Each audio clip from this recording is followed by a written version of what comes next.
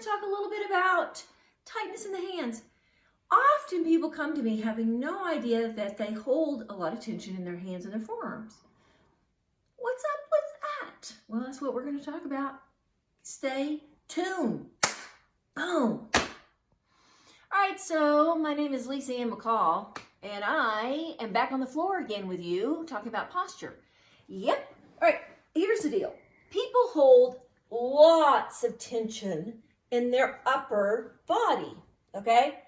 I see it all the time. You know, they come in, this kind of stuff. Reason I'm on the floor discussing this with you is because I think that's where you can get rid of a lot of it. It's very hard to let go of tension in your shoulders and your arms when you're sitting up. So, or standing up. You know, I talk to people, oh yeah, I dropped my shoulders. Oh yeah, I dropped my shoulders. But if you're just sitting around, you may notice that your hands are closed. If they're not, that's great. You can put your hands together and you can do this and you can see how much range of motion you have in your wrists. Is this hard to do?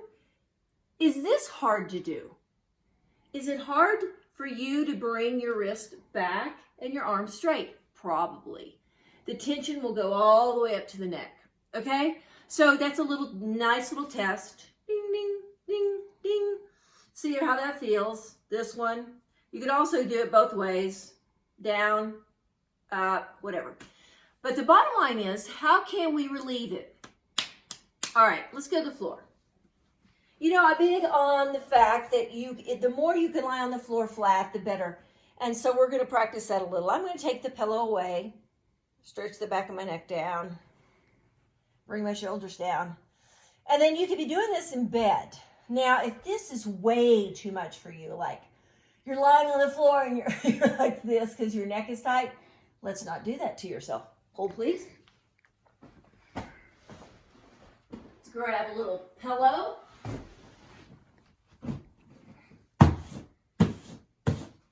All right. Put this a little bit under your shoulders.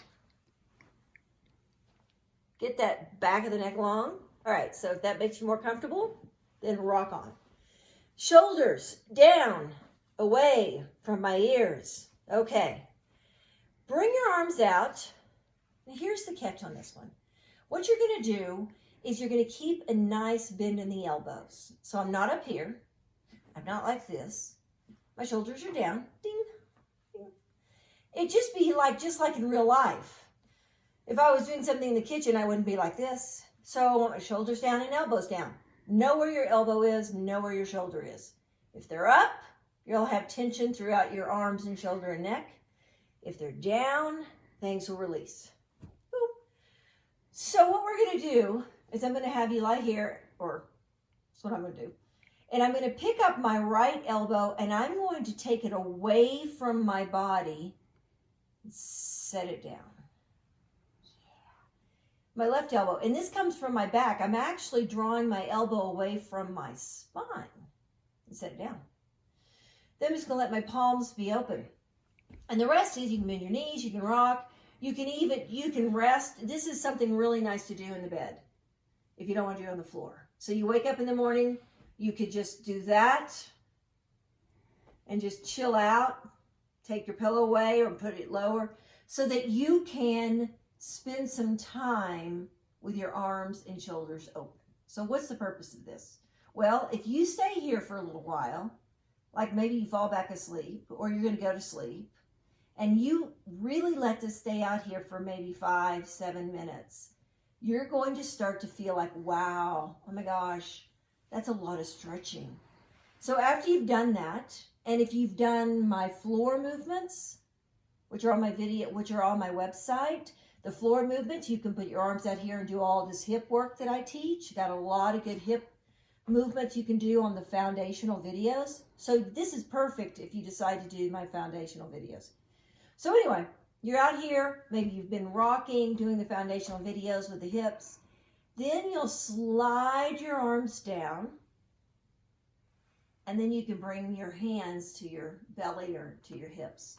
And you will be surprised to find out that this, relaxing this part of your body, will make this area, your forearm and hand, relax, and then it'll affect here. It's just stunning how you'll start to feel separate areas. You'll actually feel the difference between, instead of this all being one kind of tight unit, you will find freedom, and you'll think, well, this is just so different to have my arms not hold tension. And you probably didn't even know you had tension.